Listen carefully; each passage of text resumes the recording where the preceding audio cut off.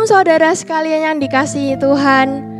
Kepada anggota Jemaat GTI Bukit Zaitun yang sedang merasa sakit atau kemungkinan terkena COVID-19 dan mungkin lagi mengalami banyak problem, kesukaran dan juga masalah, saudara dapat menghubungi pimpinan PS, seksi, sekolah minggu, kaum muda, dan juga ke kantor gereja untuk mendapat bantuan doa, diberikan nasihat, dan juga penghiburan firman Tuhan. Kepada seluruh pimpinan PS, seksi, sekolah minggu, dan juga kaum muda, diharapkan untuk meneruskan informasi laporan ke kantor gereja, dan akan ada hamba Tuhan yang turun tangan melayani. Marilah seluruh jemaat Tuhan, kita terus berdoa bersama untuk jemaat yang lain, terkhusus bagi kota kita Surabaya, Jawa Timur, dan juga Indonesia. Kita mau minta pertolongan dari Tuhan untuk pemulihan bagi negara kita. Bapak Ibu Saudara, saat ini kita masih melakukan ibadah secara online dengan streaming. Adapun jadwal ibadah yang dapat diikuti adalah sebagai berikut.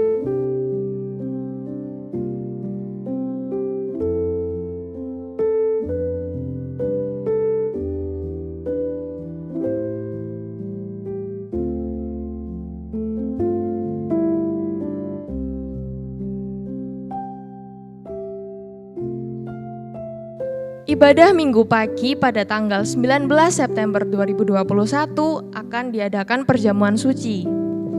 Jemaat yang rindu memberikan persembahan atau perpuluhan dapat memberikan melalui kode QR yang tertera di layar berikut atau melalui transfer ke rekening Bank BCA pada nomor 509 041 0999 atas nama GTI Jemaat Bukit Zaitun Surabaya. Kelompok kecil atau PS tetap diadakan secara online menggunakan aplikasi Zoom, Google Meet, dan juga aplikasi yang lain. Untuk informasi lebih lanjut, saudara dapat menghubungi pimpinan PS masing-masing atau pada kantor gereja di nomor 031 531 2222. Untuk memutus mata rantai penyebaran virus COVID-19, kami menghimbau Bapak, Ibu, Saudara untuk terus menaati protokol kesehatan dengan menerapkan 6M, yaitu menggunakan masker disarankan rangkap 2, tetap mencuci tangan, menjaga jarak, mengurangi mobilitas, menghindari kerumunan, serta menghindari makan dan minum bersama. Bapak, Ibu, Saudara, mari kita mempersiapkan hati dan pikiran kita untuk menerima kebenaran berkat firman Tuhan. Sebab itu, mari kita menjaga suasana hadirat Tuhan di tempat kita masing-masing. Selamat beribadah, Tuhan Yesus memberkati.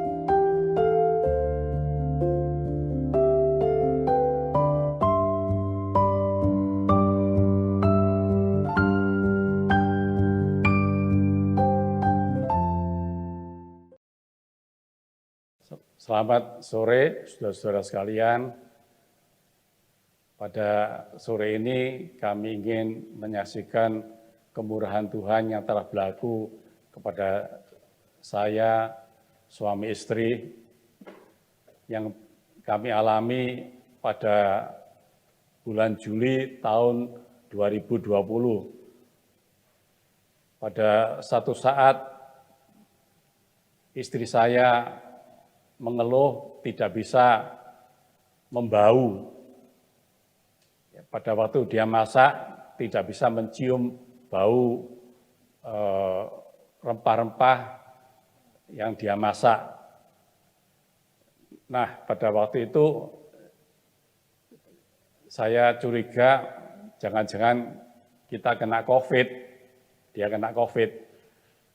Lalu besok paginya kami memeriksakan diri di PCR swab. Dan ternyata hasilnya kami berdua positif. Ya, kami sedikit terkejut waktu itu. Apalagi waktu itu saya tidak merasakan apa-apa. Jadi boleh dikatakan saat itu saya sebagai OTG, orang tanpa gejala. Sedangkan istri saya beberapa hari kemudian suhu badannya naik sekitar 38,3 derajat.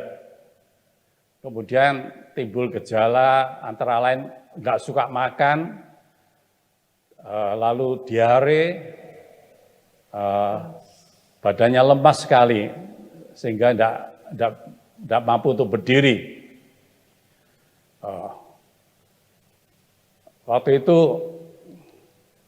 juga timbul sariawan di mulut, timbul bercak-bercak putih, ya, rupanya ada gejala jamur di mulutnya. Ya, sempat kami konsultasi dengan seorang teman, seorang profesor ahli penyakit dalam untuk konsultasi, dan kami diberi resep untuk membeli obat.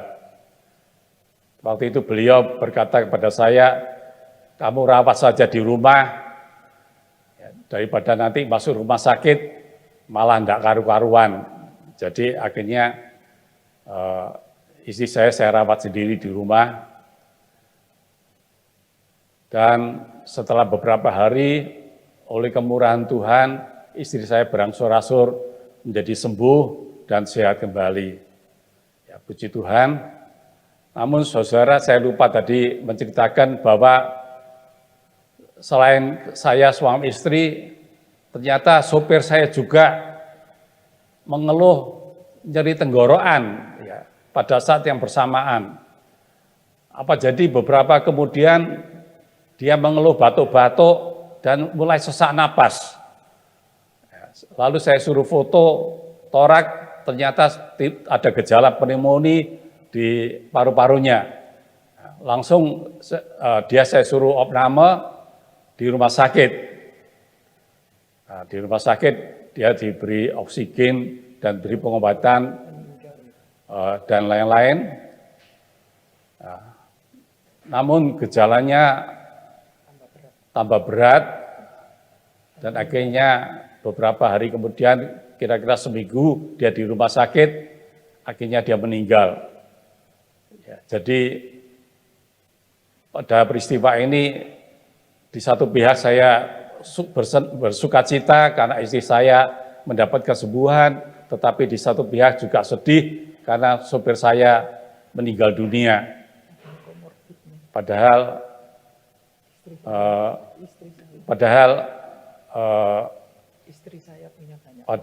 dia sudah ikut saya selama lebih dari 40 tahun. Ya, saya bersyukur Tuhan telah menolong istri saya selamat sembuh dari COVID ini, meskipun dia punya komorbid macam-macam, antara lain diabetes mellitus, kencing manis, juga hipertensi, juga gangguan irama jantung. Ya, jadi puji Tuhan, oleh kemurahan Tuhan, istri saya boleh sembuh dan sehat kembali. Nah, sempat sesudah mengalami penyakit ini, berat badan saya turun sekitar 6 kilo. Sampai sekarang tetap belum pulih kembali. Puji Tuhan, saudara-saudara, dan yang juga bikin saya sedih, waktu itu saya periksa ke teman dokter spesialis profesor penyakit dalam tadi tanggal 1 Agustus. Beliau itu seorang ahli COVID. Saya tidak perlu menyebutkan namanya. Tiba-tiba pada tanggal 26 Agustus saya dengar beliau masuk rumah sakit gara-gara kena COVID. Jadi saya terkejut sekali, saudara. Ya, padahal beliau itu ahlinya COVID, sering ceramah, seminar tentang COVID. Ya, akhirnya dia dirawat di rumah sakit bersama istrinya. Jadi dia tidak sendiri, istrinya juga terkena. Apa jadi kalau saya tidak keliru sekitar tanggal 6 September beliau meninggal. Seminggu kemudian istrinya juga meninggal. Jadi saya sedih sekali mendengar beliau meninggal bersama dengan istrinya. Saudara-saudara, ini semua adalah kemurahan Tuhan. Berapa banyak teman-teman saya sama-sama dokter, bahkan ada yang profesor selama COVID ini, kalau nggak salah ada 8 orang meninggal. yang suami istri 3 orang, jadi 3 orang suami istri meninggal, teman-teman dokter. Ya, padahal mereka kelihatannya sehat-sehat. Oleh karena itu saya merasa bersyukur Tuhan telah menolong kami, sehingga kami ditolong Tuhan lepas daripada penyakit ini. Kiranya kesaksian saya menjadi berkat untuk saudara-saudara sekalian, dan saudara nggak perlu takut pada COVID ini, percayalah kita punya Tuhan yang hidup, Dia adalah Yehovah Rafa yang memberikan kesembuhan untuk kita semuanya. Tuhan memberkati.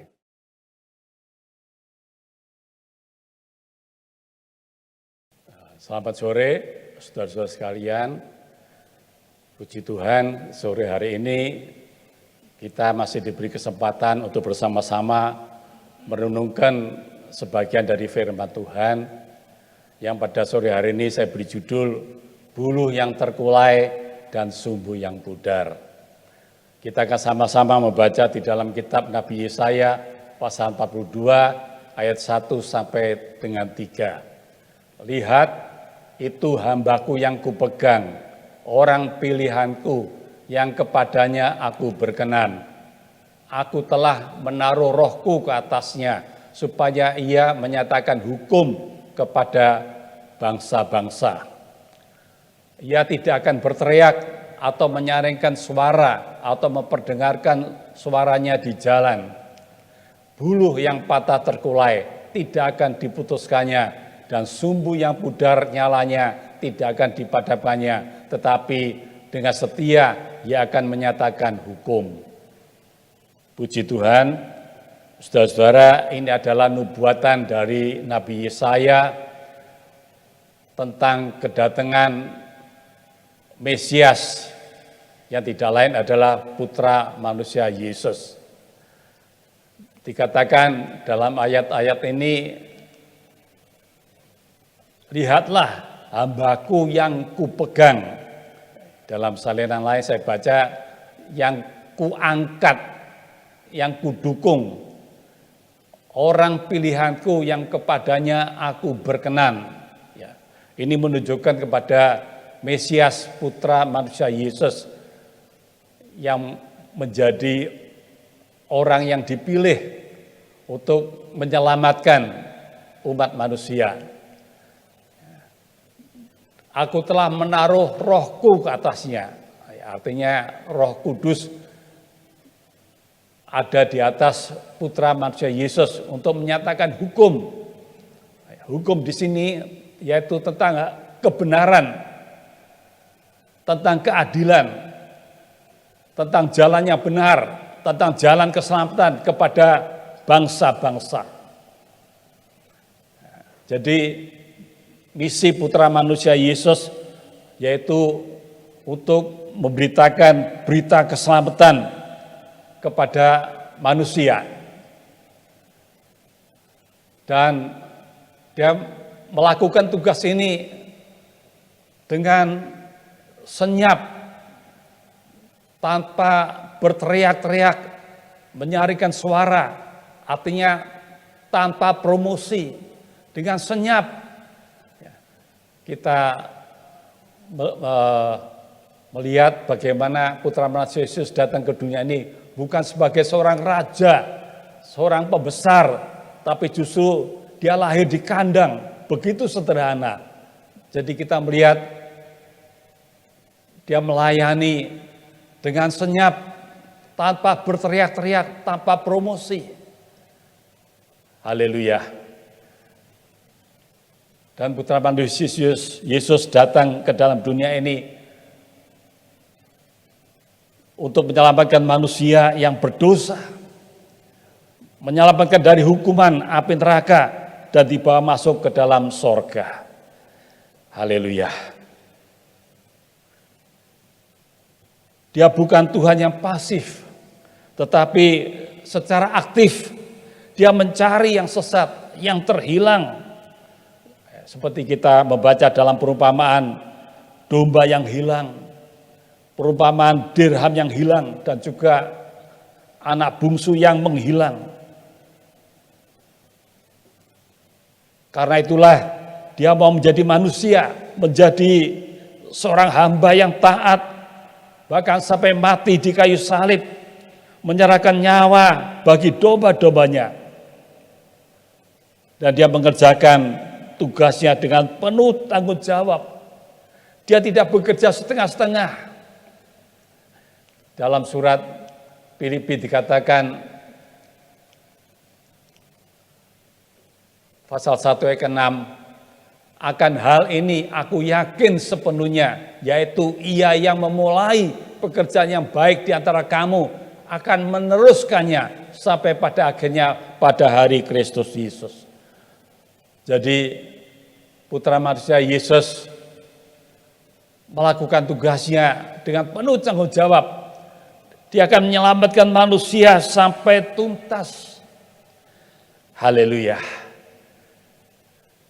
Dia tidak ingin kita terhilang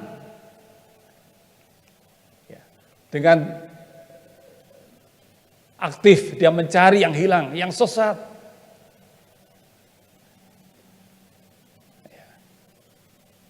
Yang terkulai dan yang pudar. Dia akan pulihkan kembali. Puji nama Tuhan. Nah, manusia diumpamakan seperti pohon. Seorang yang menanam pohon berharap agar pohon ini bisa tumbuh makin tinggi, makin besar dan kuat sampai berbuah-buah. Dan bisa dinikmati oleh orang banyak. Tapi seringkali dalam proses pertumbuhan, karena angin, badai, karena hujan, atau karena ulah manusia atau binatang, membuat satu buluh atau satu tangkai dari pohon itu menjadi terkulai. Demikian pula dengan orang percaya, karena beberapa problem badai kehidupan seperti yang terjadi pada saat ini dengan adanya pandemi COVID-19 yang memberikan dampak di dalam segi kehidupan, membuat banyak orang menjadi lemah, menjadi terkulai, kehilangan semangat, apalagi kalau sampai terganggu ekonominya, sehingga membuat orang menjadi patah semangat. Dan kalau buluh yang terkulai ini dibiarkan, membuat orang akan lama-lama menjadi undur dari Tuhan.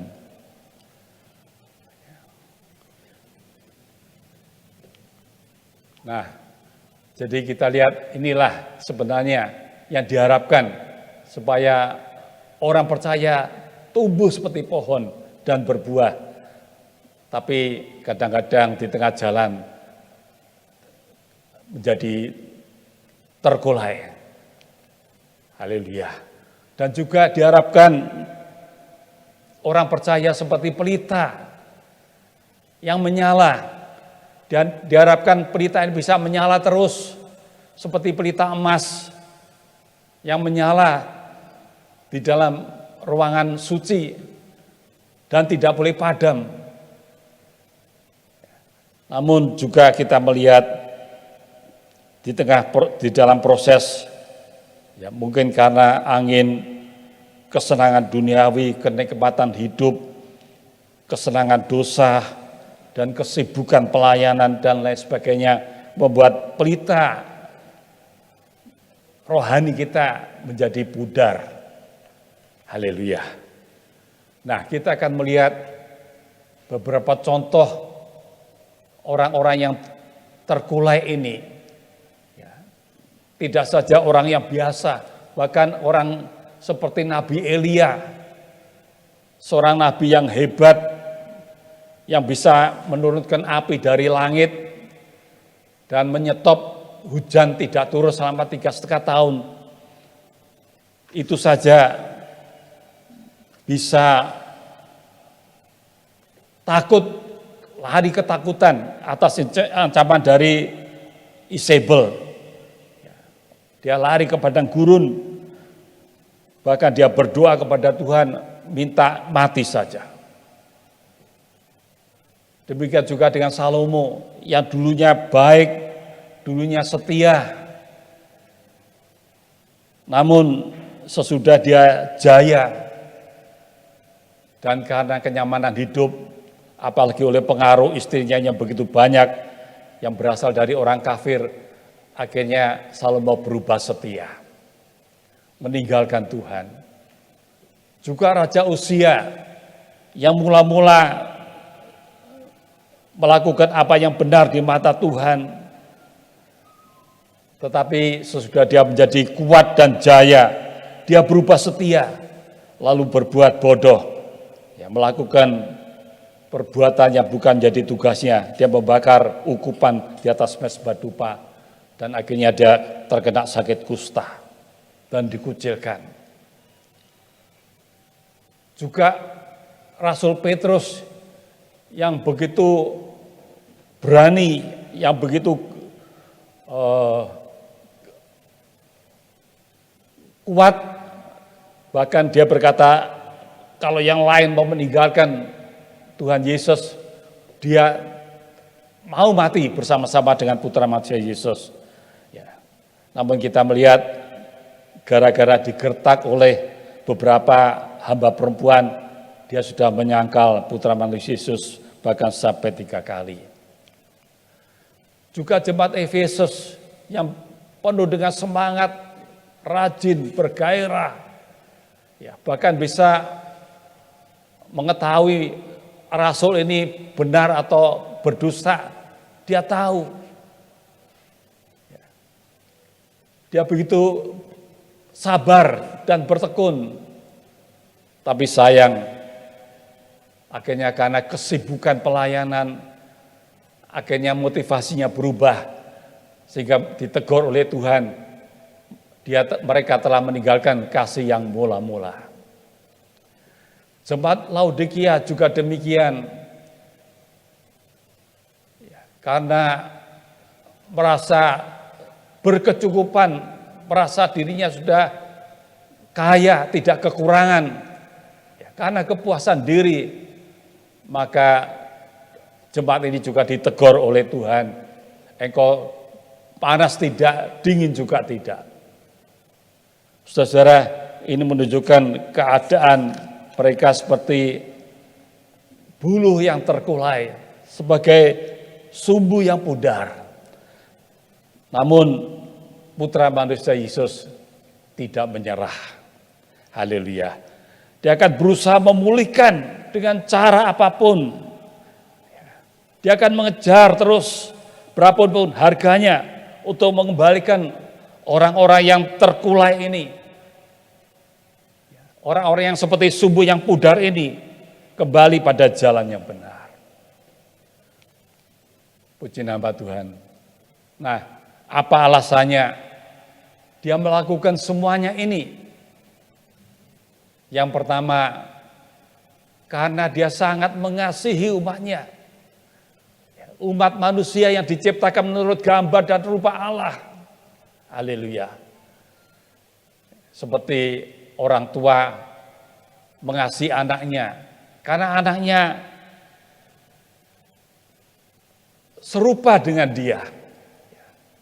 Haleluya. Demikian juga dengan manusia yang diciptakan menurut gambar dan rupa Allah. Itu sebabnya dia sangat mengasihi umatnya. Dia tidak ingin umatnya binasa.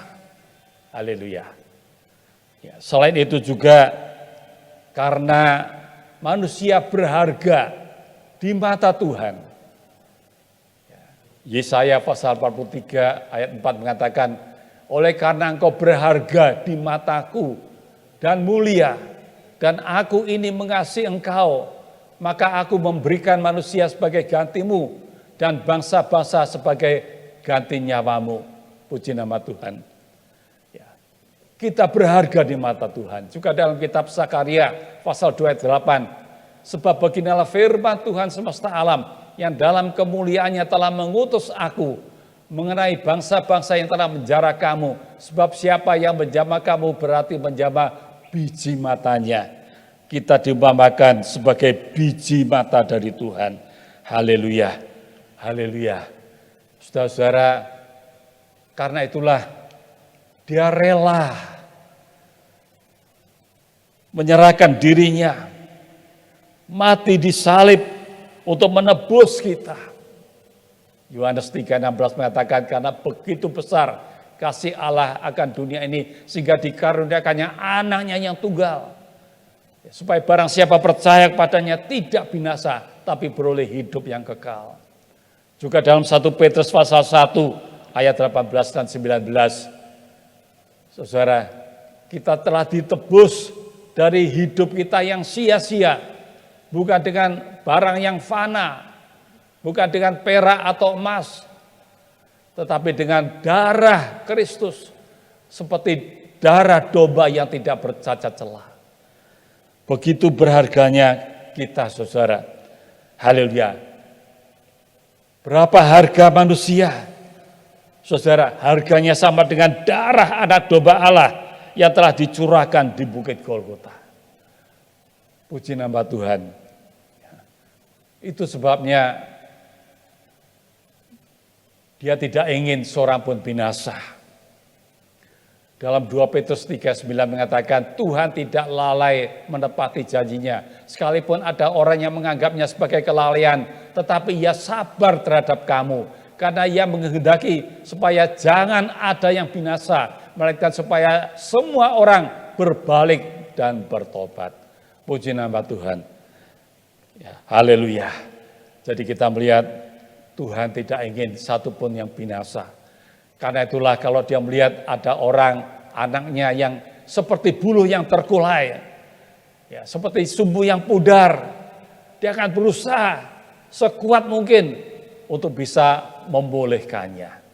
Haleluya. Mengembalikan pada jalan yang benar, menegakkan kembali buluh yang terkulai, dan membuat sumbu yang pudar menyala kembali. Haleluya. Saya ingin mengajak saudara menyanyi satu pujian tentang buluh yang terkulai dan sumbu yang pudar ini. Haleluya.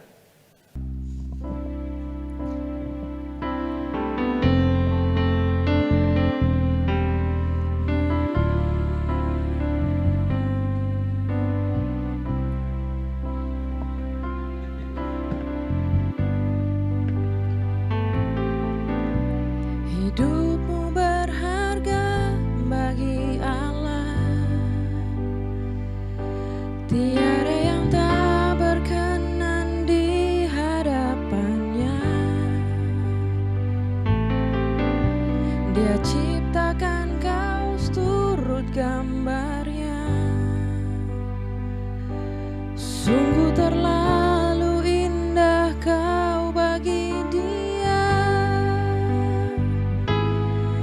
Dia berikan kasih-Nya bagi kita. Dia telah relakan segala-galanya. Dia disalib untuk tebus dosa kita. Hidupmu sangatlah berharga. Bulu yang terkulai takkan dipatahkannya. Dia akan jadikan indah, sungguh lebih berharga. Suluh yang tak pudar takkan dipadamkannya. Dia akan jadikan terang untuk kemuliaan-Nya.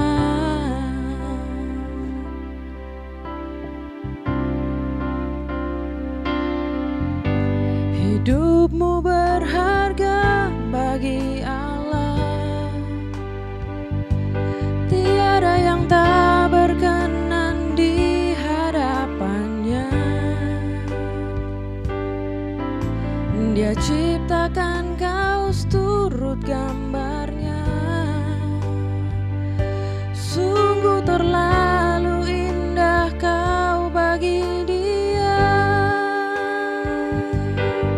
Dia berikan kasih-Nya bagi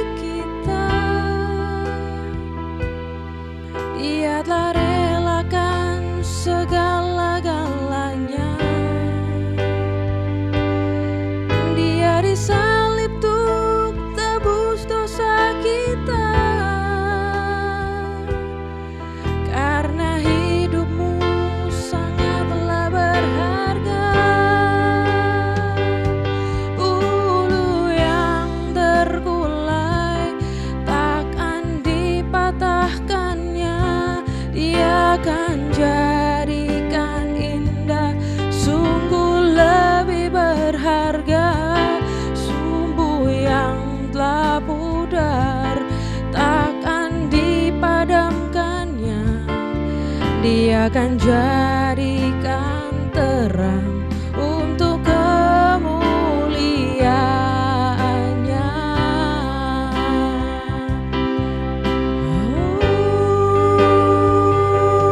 Bulu yang terkulai takkan dipatahkannya. Dia akan jadikan indah, sungguh lebih berharga. Sumbu yang telah pudar takkan dipadamkannya. Dia akan jadikan terang untuk kemuliaannya.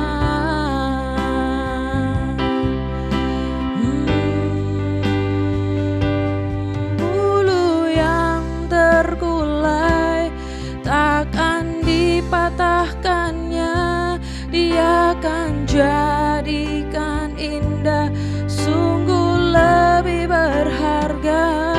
Sumbu yang telah pudar takkan dipadamkannya.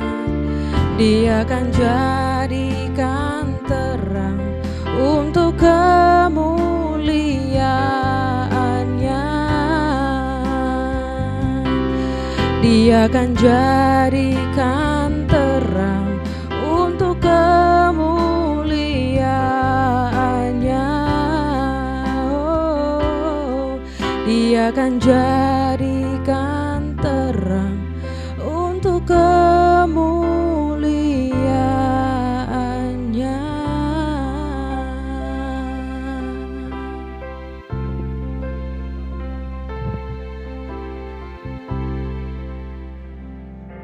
Saudara, kita melihat beberapa contoh bagaimana orang-orang yang dipulihkan.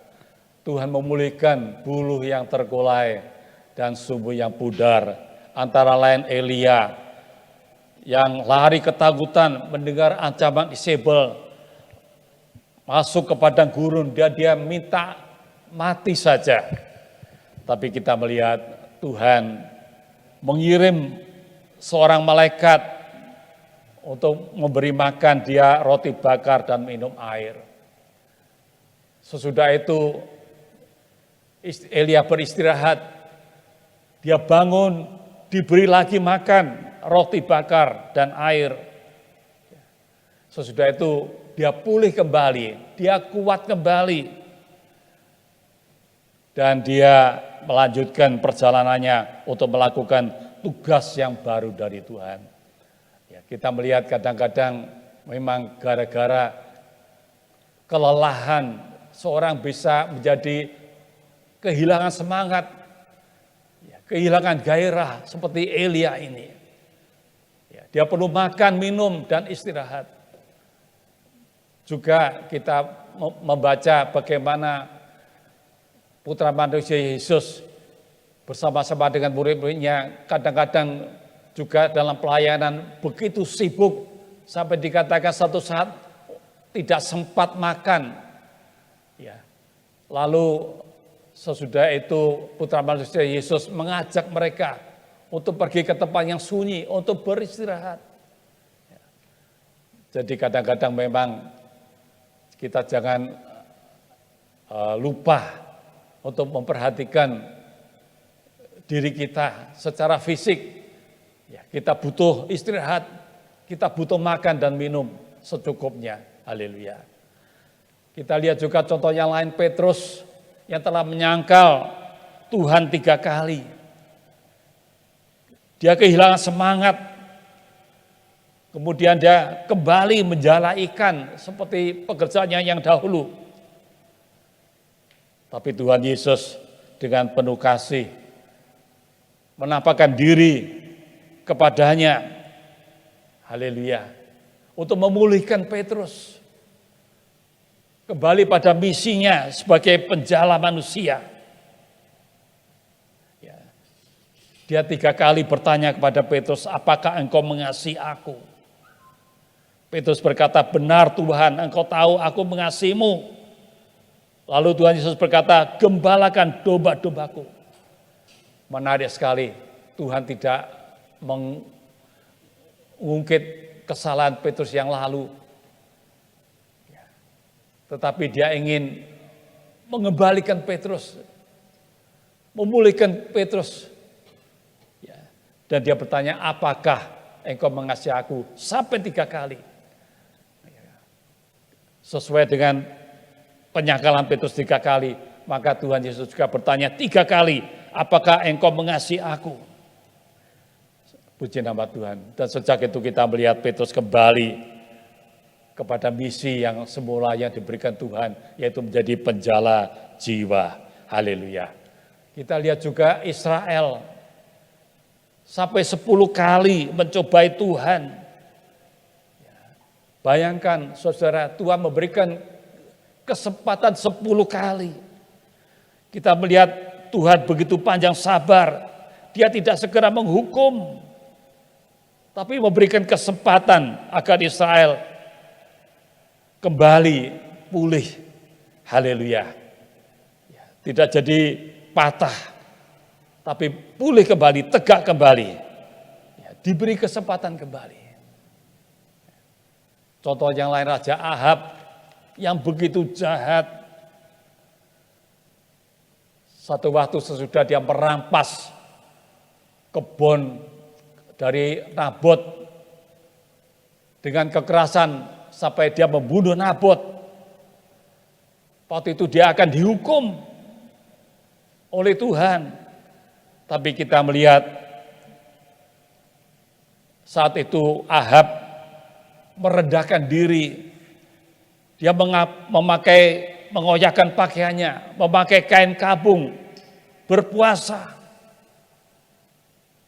Tuhan melihat hal ini, dia mengampuni Ahab. Dia tidak segera dihukum, tapi masih diberi kesempatan untuk bertobat, memperbaiki diri. Haleluya. Juga Raja Manase, seorang raja yang jahat, padahal ayahnya Hizkia, seorang raja yang begitu baik dan mencintai Tuhan. Tapi dia sendiri begitu jahat. Dia meninggalkan Tuhan, menyembah pada berhala-berhala, kepada dewa-dewa asing. Sehingga Tuhan murka. Dia diserahkan kepada Raja Asyur.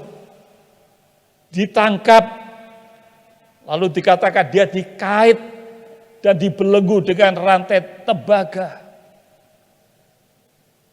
Namun pada saat itu dikatakan Manase merendahkan diri, minta ampun, berdoa sungguh-sungguh. Akhirnya dia dilepaskan. Dia dikembalikan ke Yerusalem. Dipulihkan lagi kedudukannya sebagai raja. Dan Tuhan begitu murah. Manase diberi kesempatan memerintah kerajaan Yehuda selama 55 tahun. Ya. Dia adalah raja yang paling lama memerintah. Tuhan begitu murah hati. Dia memberikan kesempatan supaya dia berubah. Kembali pada jalan yang benar. Haleluya. Puji nama Tuhan. Dan contoh yang keenam, saya tertarik pada kehidupan seorang tokoh yang sebenarnya tidak begitu terkenal, yaitu Gehasi. Gehasi adalah hamba atau pelayan dari Nabi Elisa. Saudara-saudara, Nabi Elisa adalah satu nabi yang luar biasa. Dia adalah salah satu nabi dalam perjanjian lama yang mengadakan begitu banyak mujizat. Jumlah mujizat yang diadakannya kira-kira 2 kali daripada yang dilakukan oleh Nabi Elia pendahulunya. Saudara-saudara, ini satu hal yang luar biasa. Gehasi bisa melayani seorang nabi yang hebat, yang dikaruniai kuasa, mujizat. Haleluya. Puji nama Tuhan. Ya. Saudara-saudara, jadi ini kesempatan yang luar biasa bagi Gehazi. Selain itu juga Gehazi ini mendapat kepercayaan dari Elisa.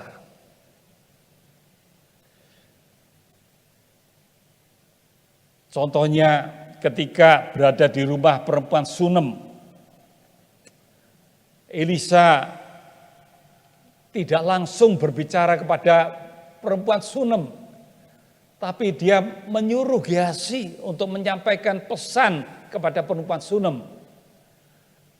Kita baca dalam 2 Raja-Raja 4 ayat 12. Kemudian berkatalah ia di sini adalah Elisa, Nabi Elisa, kepada Gehazi bujangnya. Panggillah perempuan Sunem itu. Lalu dipanggilnyalah perempuan itu dan dia berdiri di depan Gehazi. Elisa telah berkata kepada Gehazi, cobalah katakan kepadanya, sesungguhnya engkau telah sangat bersusah-susah seperti ini untuk kami. Apakah yang dapat kuperbuat bagimu? Adakah yang dapat kubicarakan tentang engkau kepada raja atau kepala tentara? Jawab perempuan itu, aku ini tinggal di tengah-tengah kaumku. Kemudian berkatalah Elisa, apakah yang dapat kuperbuat baginya? Jawab Gehazi, ia tidak mempunyai anak dan suaminya sudah tua. Saudara-saudara, kita lihat di sini bagaimana Gehazi mendapat kepercayaan dari Elisa. Dia dijadikan juru bicara. Saudara, untuk menyampaikan pesannya kepada orang lain. Saudara-saudara, seorang juru bicara pastilah adalah orang yang bisa dipercaya. Seorang yang setia dan loyal, baru dia bisa dipakai layak menjadi juru bicara. Ya, seperti misalnya juru bicara dari presiden, pastilah orang ini adalah orang kepercayaan dari presiden. Sehingga kalau dia pesan untuk mengatakan sesuatu, pasti tidak akan ditambah atau dikurangi. Tepat seperti apa yang didengar olehnya. Haleluya. Juga ketika bertemu dengan Naaman, ya, dalam 2 Raja-Raja pasal 5 ayat 10, ketika Naaman yang panglima Aram yang sakit kusta minta tolong datang kepada Nabi Elisa untuk minta disembuhkan, maka dikatakan dalam 2 Raja-Raja 5 ayat 10, Elisa menyuruh seorang suruhan kepadanya mengatakan, pergilah mandi 7 kali dalam sungai Yordan, maka tubuhmu akan pulih kembali sehingga engkau menjadi tahir. Elisa tidak bicara langsung kepada Naaman, tetapi dia menyuruh suruhannya yang tidak lain adalah Gehazi. Ya, kemungkinan besar adalah Gehazi. Menyampaikan perkataan kepada Naaman, pergilah mandi 7 kali dalam sungai Yordan. Saudara-saudara, jadi kita melihat di sini gambaran atau contoh bahwa Gehazi ini adalah orang yang menjadi kepercayaan dari Nabi Elisa. Puji nama Tuhan. Selain itu juga saudara kita melihat Gehazi dilatih untuk mengadakan mujizat.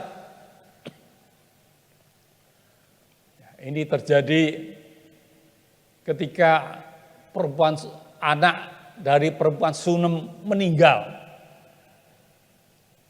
Perempuan Sunem ini datang ke tempat tinggal Nabi Elisa, minta tolong agar Elisa mau datang dan menghidupkan kembali anaknya yang meninggal.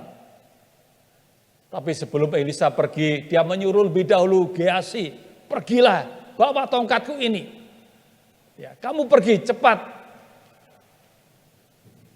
Kamu bawa kepada anak dari perempuan ini. Kamu taruh di atasnya. di atas anak laki-laki itu, supaya dia bangkit kembali. Dan Elisa dan Gehazi melakukan tugasnya ini, membawa tongkat ini dan diletakkan di atas jenazah dari anak perempuan Sunem ini. Tapi sayang, usaha Gehazi gagal. Dia beri kesempatan istimewa untuk melakukan mujizat. Tapi rupa-rupanya iman Gehazi belum mencukupi.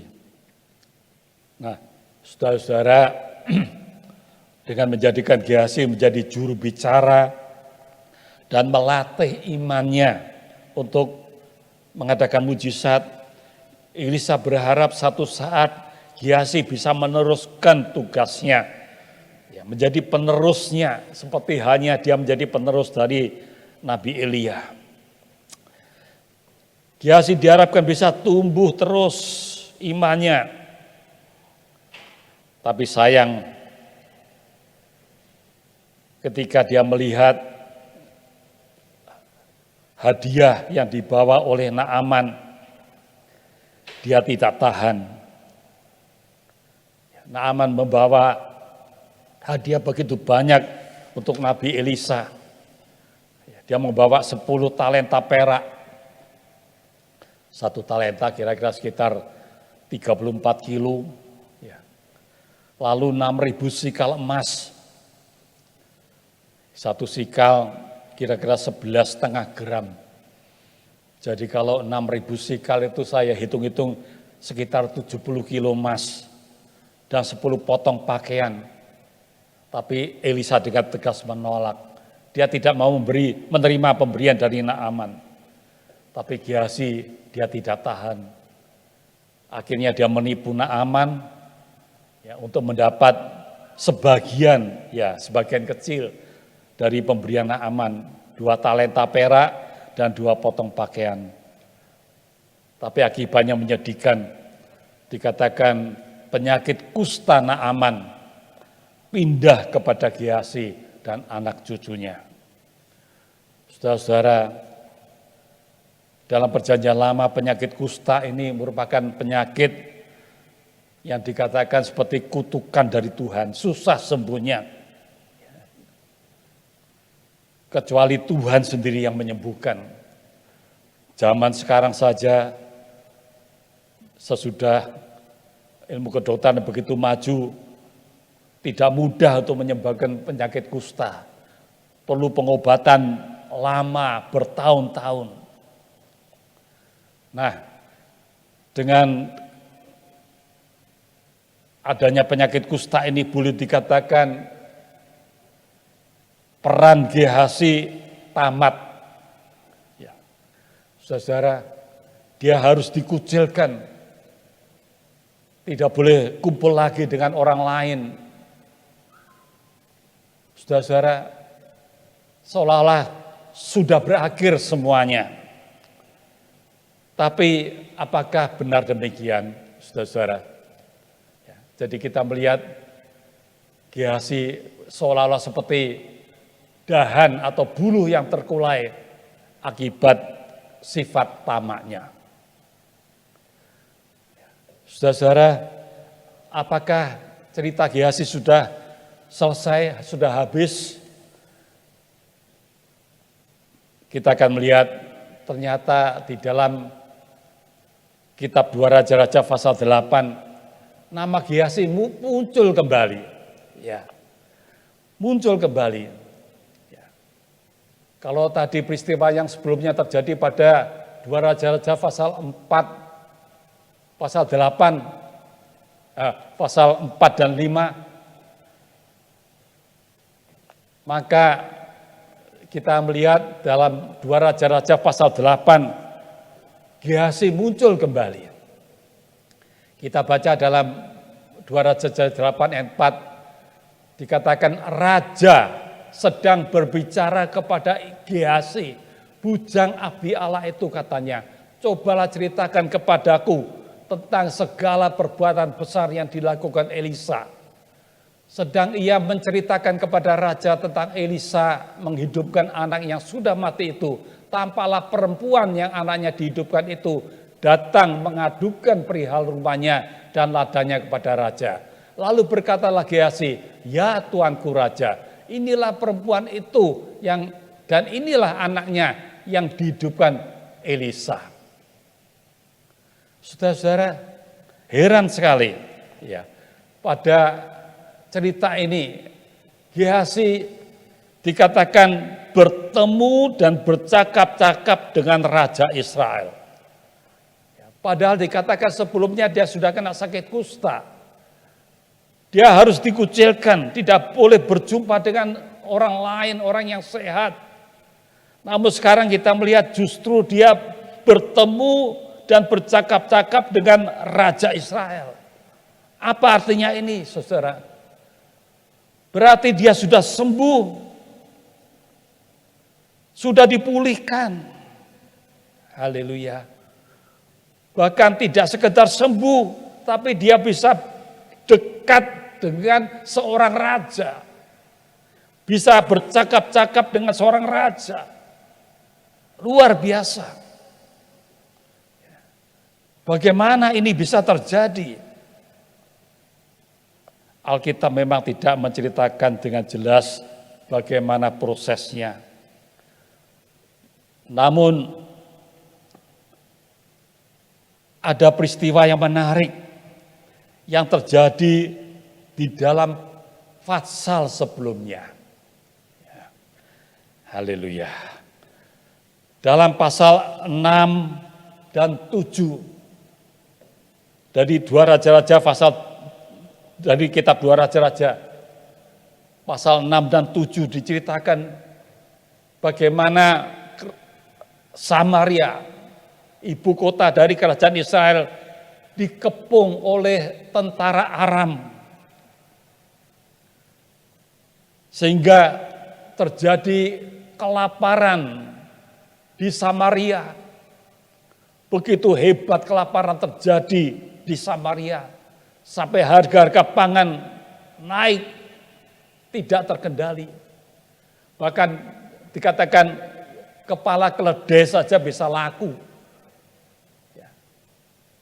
Padahal keledai itu binatang haram, tapi bisa laku dijual. Tai merpati katakan juga ada harganya. Saudara jangan pikirkan ini tahi kotoran merpati, tapi ini sejenis sayuran yang sebenarnya harganya murah sekali, tapi berharga mahal. Saudara-saudara, bahkan diceritakan sampai ada 2 orang perempuan janjian karena kelaparan, anaknya dimakan, gantian anaknya dimakan. Hari ini satu makan anaknya, besok paginya satunya harusnya dimakan, tapi dia tidak boleh. Sehingga akhirnya peristiwa diajukan pada raja. Saudara, begitu hebat kelaparan. Waktu itu Raja Israel menyalahkan Nabi Elisa. Gara-gara Elisa terjadi kelaparan ini. Tapi Elisa waktu itu menubuatkan besok pagi kamu akan melihat harga sesukat gandum yang terbaik cuma 1 sikal. Dua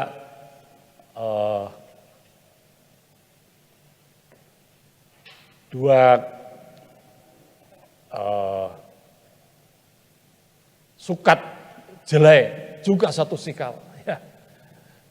Waktu itu orang yang dengar berkata, mana mungkin terjadi sekalipun langit, Tuhan membuka jendela langit, tidak mungkin akan terjadi. Nabi Elisa berkata, kamu akan melihat, tapi kamu tidak akan mengalami. Saudara-saudara, apa terjadi waktu itu? Ada 4 orang sakit kusta. 4 orang sakit kusta. Yang juga kelaparan. 4 orang sakit kusta ini berpikir mau cari makanan di mana.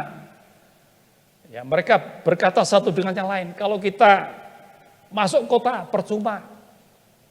Di kota juga sedang kelaparan, tidak ada makanan. Kita pasti mati di sana. Ya, kalau begitu lebih baik kita ke tempat perkemahan orang Aram. Ya. Mudah-mudahan kita dikasihani, kita diberi makan. Ya, kalau toh nanti kita di sana dibunuh, ya apa boleh buat. Ya. Apa jadi 4 orang sakit kusta ini lalu malam-malam itu ke tempat perkemahan orang Aram. Sampainya di sana, mereka lihat kanan kiri kok sepi. Tidak ada orang sama sekali. Coba dia lihat ada beberapa ekor kuda atau keledai yang tertambat. Tapi tidak ada orang sama sekali. Sepi, sunyi senyap, kosong. Lalu mereka pelan-pelan masuk ke dalam satu kemah. Tidak ada orang, lalu mereka masuk cari makanan di sana. Ya, lalu mereka makan sepuasnya. Lalu mereka juga melihat ada barang berharga, emas, perak, dan pakaian. Mereka ambil, ya, lalu mereka sembunyikan di satu tempat. Mereka pergi ke tempat yang lain, ke kemah yang lain. Mereka lakukan seperti itu juga. Ya. Mereka ambil beberapa barang yang berharga lalu disimpan. Tapi kemudian ada satu pembicaraan yang menarik, saudara. Dalam 2 Raja dalam pasal 7, 8, dan 9, mereka berkata, saya mungkin lupa sedikit menceritakan, saudara, ternyata malam itu, sebelum itu ya, Tuhan mengirimkan suara tentara yang besar, ya, derap kuda yang banyak kepada orang Aram. Dan itu membuat orang Aram ketakutan. Wah, jangan-jangan orang Israel telah mengupah negeri-negeri kerajaan-raja lain untuk menolong, melepaskan dari kami. Ya, saudara, mereka mendengar suara tentara derap kuda yang begitu besar, yang begitu ramai, mereka ketakutan. Itu sebabnya orang Aram melari semuanya, meninggalkan kemahnya. Ya, karena itulah waktu orang sakit kusta itu datang ke kemah mereka, kemah tadi kosong. Ya. Nah, saudara, ini yang dikatakan oleh 4 orang sakit kusta ini. Ketika orang-orang yang sakit kusta itu sampai ke pinggir tempat perkemahan, masuklah mereka ke dalam sebuah kemah, lalu makan dan minum. Sesudah itu mereka mengangkut dari sana emas dan perak dan pakaian, kemudian pergilah mereka menyembunyikannya. Lalu datanglah mereka kembali masuk ke dalam kemah yang lain dan mengangkut juga barang-barang dari sana. Kemudian pergilah mereka menyembunyikannya. Lalu berkatalah yang seorang kepada yang lain, tidak patut yang kita lakukan ini. Hari ini ialah hari kabar baik, tetapi kita ini tinggal diam saja. Apabila kita menanti sampai terang pagi, maka hukuman akan menimpa kita. Jadi sekarang marilah kita pergi menghadap untuk memberitahukan hal itu ke istana raja. Haleluya. Saudara-saudara,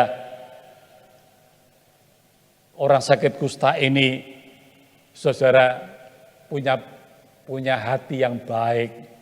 Haleluya. Haleluya. Ya, saudara, mereka tidak memikirkan diri sendiri, tapi mereka ingat orang lain. Orang-orang Samaria yang sedang kelaparan. Ya, itu sebabnya mereka lalu berencana untuk memberikan kabar baik ini kepada mereka. Puji nama Tuhan. Kalau saudara baca selanjutnya, ya, orang kusta ini mereka berseru-seru kepada penjaga kota Samaria, dan sesudah itu orang-orang Samaria keluar berbondong-bondong, ya, menjarah perkemahan orang Aram. Puji nama Tuhan. Saudara, siapakah 4 orang sakit kusta ini? Alkitab memang tidak menyebutkan nama mereka. Tapi yang jelas kita melihat mereka memiliki karakter yang sangat indah. Mereka tidak egois. Mereka ingin berbagi berkat bagi orang lain. Saudara-saudara, saya menduga mereka ini adalah Gehazi dan anak-anaknya. Saudara, belajar dari peristiwa Naaman. Sesudah dia mendapat harta dari Naaman, tapi dia kena sakit kusta. Saya percaya Gehazi pasti menyesal. Dia baru sadar bahwa harta duniawi tidak ada artinya. Karena itulah dia berubah. Dia bertobat sungguh-sungguh. Ada kemungkinan Elisa juga berdoa syafaat untuk dia. Nah, karena pertobatan inilah saudara, dia telah berubah. Maka Tuhan berkemurahan menyembuhkan Gehazi dari sakit kustanya. Haleluya. Dia pulih kembali. Saudara, dan karena dia telah berjasa besar menyampaikan kabar baik kepada rakyat Samaria, kepada Raja Israel. Saudara, karena itulah dia mendapat penghargaan dari Raja. Itu sebabnya Gehazi bisa bertemu dan bercakap-cakap dengan Raja. Dia bisa dekat dengan Raja. Intinya saudara, Gehazi yang tadinya seperti buluh yang patah terkulai, sekarang dipulihkan kembali oleh anugerah Tuhan. Puji nama Tuhan. Saudara, apa kesimpulan saudara dari semuanya ini, saudara? Mari kita mau belajar dari hati Tuhan kita Yesus Kristus, saudara. Hati Tuhan yang penuh dengan belas kasihan. Seperti dalam kitab Mazmur pasal 37 ayat 23 dan 24. Tuhan menetapkan langkah-langkah orang yang hidupnya berkenan kepadanya. Apabila ia jatuh, tidaklah sampai tergeletak sebab Tuhan menopang tangannya. Puji nama Tuhan. Saudara, dia tidak membiarkan kita jatuh tergeletak, tapi dia akan membangunkan kita kembali. Haleluya, haleluya. Juga dalam Matius pasal 11 ayat 28, marilah kepadaku semua yang letih lesu dan berbeban berat, aku akan memberi kelegaan kepadamu.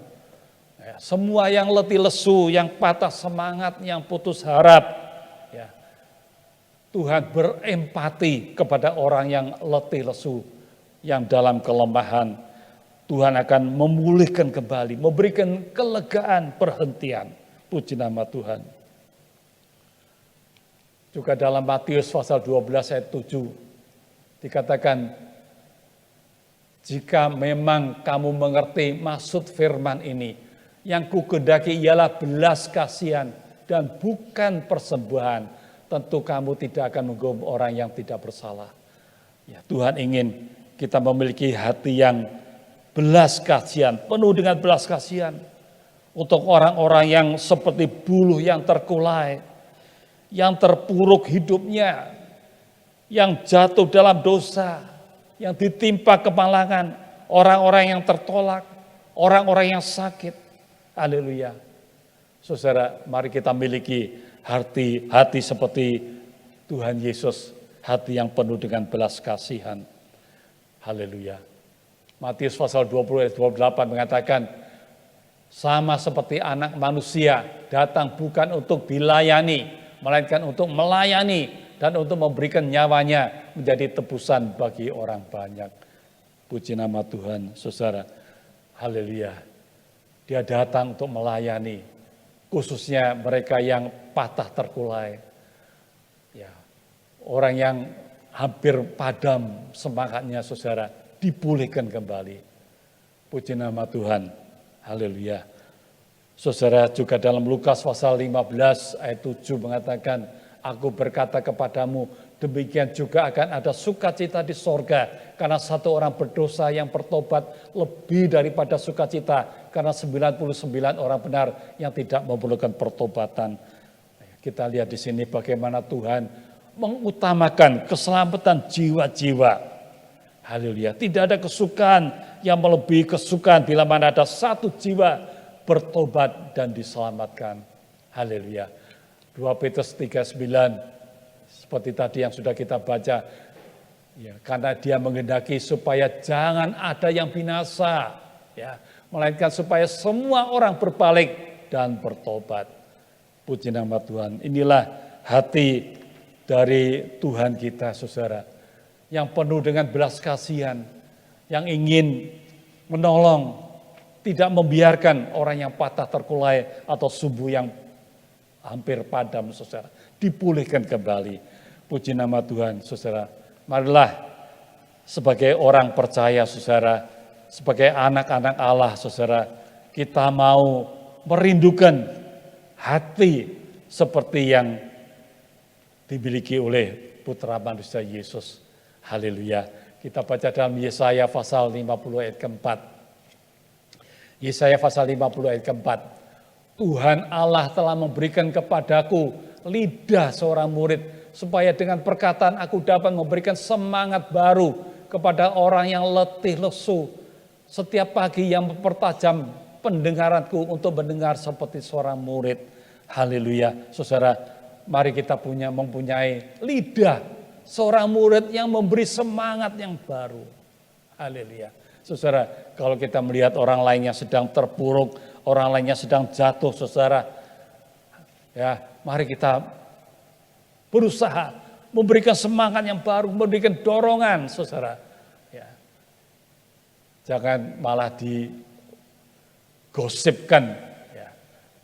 Saudara, diceritakan ke sana kemari, tapi mari saudara kita doakan.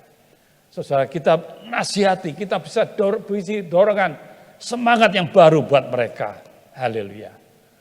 Surat Yakobus pasal 5 ayat 19 dan 20. Saudara-saudaraku, jika ada di antara kamu yang menyimpang dari kebenaran dan ada seorang yang membuat dia berbalik, ketahuilah bahwa barang siapa membuat orang berdosa berbalik dari jalannya yang sesat, ia akan menyelamatkan jiwa orang itu dari maut dan menutupi banyak dosa. Puji nama Tuhan, saudara. Haleluya.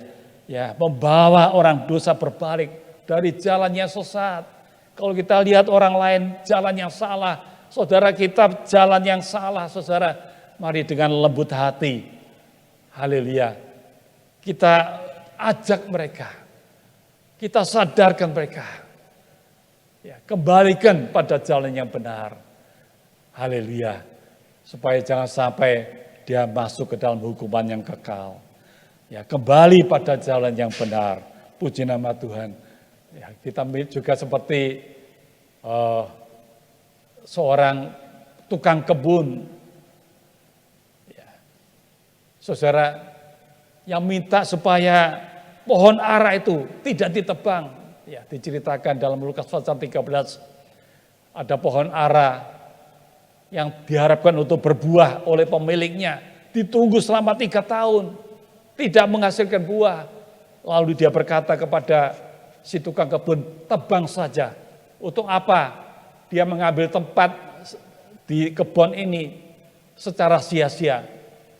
Ya, tapi si tukang kebun berkata, sabar Tuhan, ya, beri kesempatan 1 tahun. Ya, aku akan mencangkul tanah sekitarnya, aku akan memberi pupuk.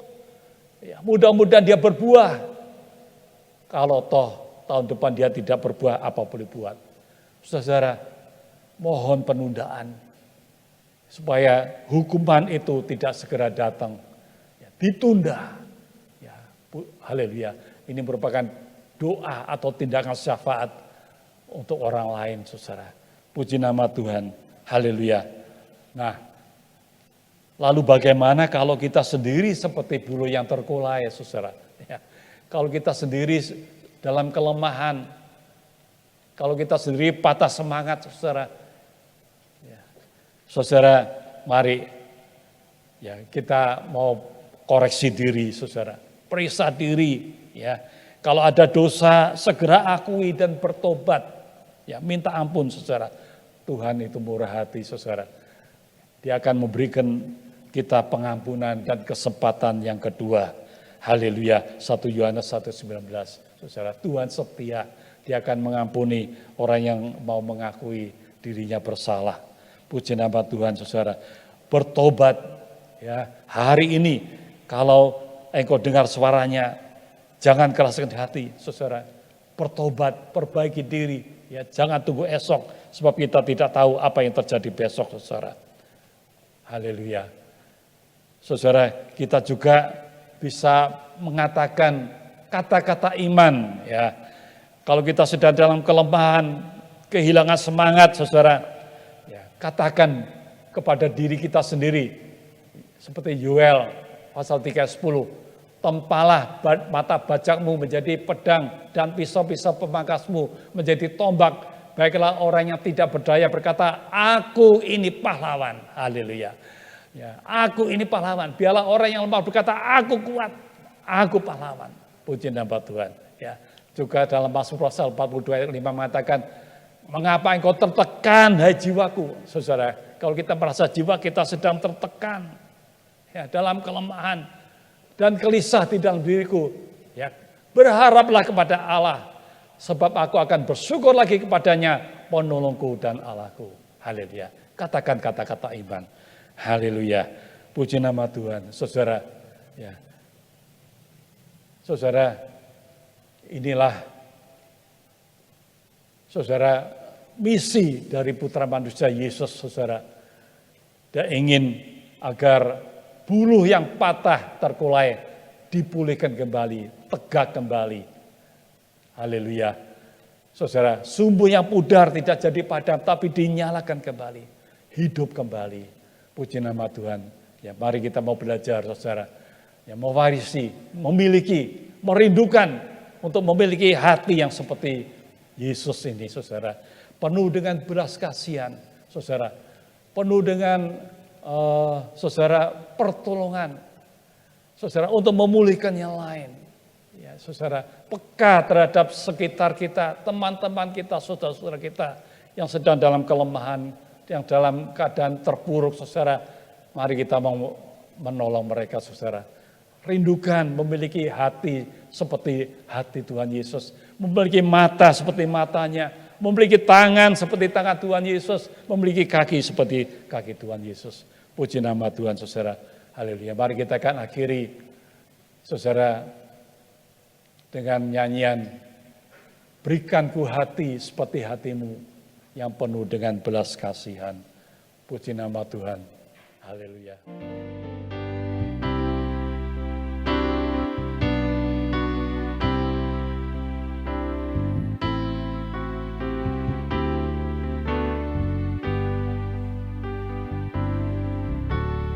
Berikan ku hati seperti hatimu yang penuh dengan belas kasihan.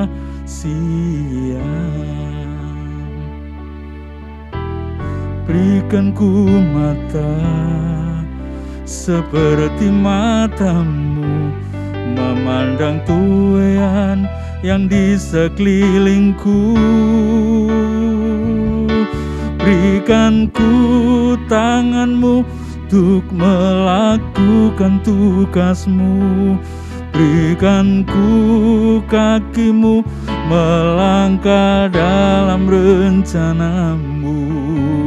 Berikan ku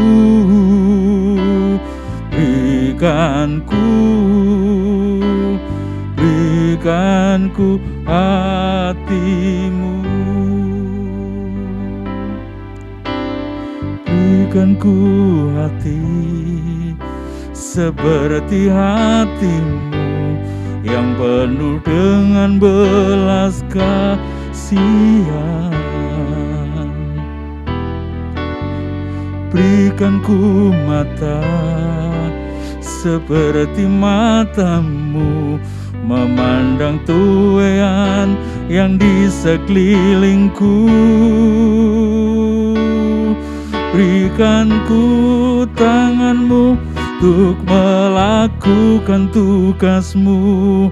Berikan ku kakiku melangkah dalam rencanamu. Berikan ku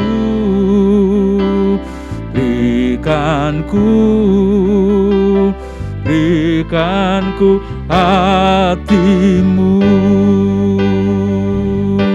Berikan ku tanganmu untuk melakukan tugasmu.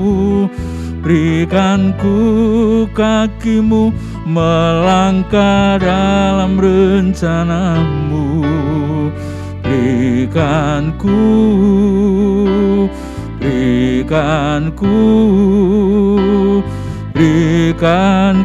hatimu. Berikan ku tanganmu untuk melakukan tugasmu. Berikan ku kakimu melangkah dalam rencanamu. Berikan ku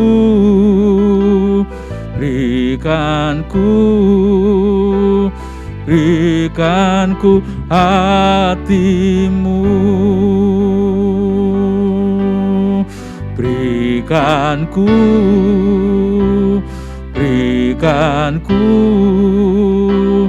Berikan ku hatimu.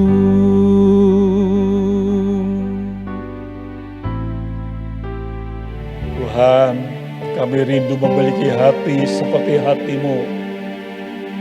Hati yang mengasihi, hati yang melayani, hati yang penuh dengan belas kasihan kepada jiwa-jiwa yang terhilang, kepada orang yang sedang terkulai, kepada orang yang sedang pudar cahayanya Tuhan, orang yang terpuruk, orang yang malam, orang yang sakit, orang yang kehilangan semangat. Tolong kami Tuhan, berikan kami kuasa Roh-Mu Tuhan, agar kami boleh menjadi berkat bagi orang lain, memberikan semangat yang baru untuk jiwa-jiwa yang ada di sekitar kami.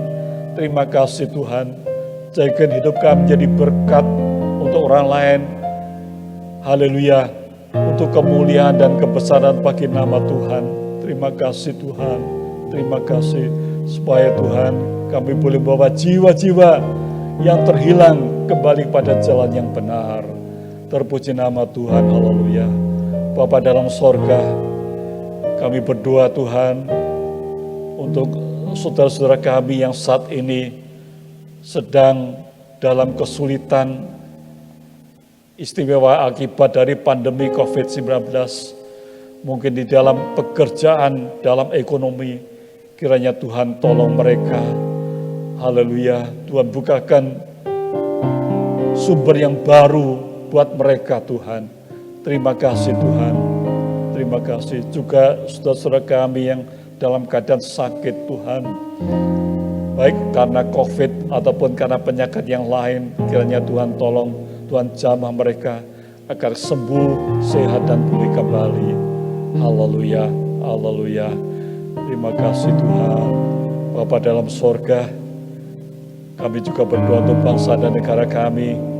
Kiranya Tuhan memohon perlindungan-Mu Tuhan untuk bangsa dan negara kami di tengah pandemi COVID-19 ini. Jauhkan dari kematian massal, tapi biar terjadi kesembuhan massal di mana-mana.